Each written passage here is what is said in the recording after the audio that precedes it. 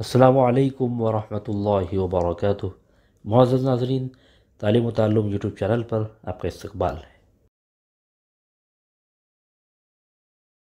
سلسلہ نمبر 224، سوال نمبر 1، غزوہ خندق میں جو خندق کھودی گئی تھی اس کی لمبائی، چوڑائی اور گہرائی کتنی تھی؟ اے، لمبائی تقریباً 3000 ہاتھ، چوڑائی 7 ہاتھ اور گہرائی کی تفصیل موجود نہیں ہے۔ بی، اس کی تفصیل موجود نہیں ہے۔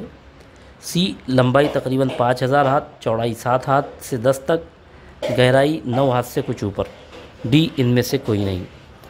غزوہ خندق میں خندق اتنی لمبی، چوڑی اور گہری کھودی گئی تھی کہ کوئی آسانی سے اس کو پار نہ کر سکے۔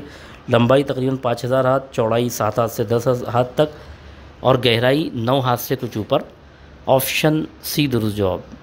سوال نمبر 2، غزوہ خندق کے موقع پر یہود کے کس قبیلے نے بدعہدی کی؟ اے، بنو قینقاع، بی، بنو نذیر، سی، بنو قریظہ، ڈی، ان میں سے کوئی نہیں۔ تو غزوہ خندق کے موقع پر مکہ کے کافر تو ایک بڑا لشکر اپنے ساتھ لائے ہی تھے، مدینہ کے یہود بھی اس میں شامل تھے اور منافقین بھی شامل تھے۔ بنو قریظہ نے بدعہدی کی تھی۔ آپشن سی درست جواب۔ سوال نمبر 3، غزوہ خندق کے موقع پر اسلامی جھنڈا کس کے ہاتھ میں تھا؟ اے، حضرت عمر رضی اللہ تعالیٰ عنہ، بی، حضرت زید رضی اللہ تعالیٰ عنہ، سی، حضرت عثمان رضی اللہ تعالیٰ عنہ، ڈی، حضرت علی رضی اللہ تعالیٰ عنہ۔ تو اس اہم غزوے کے موقع پر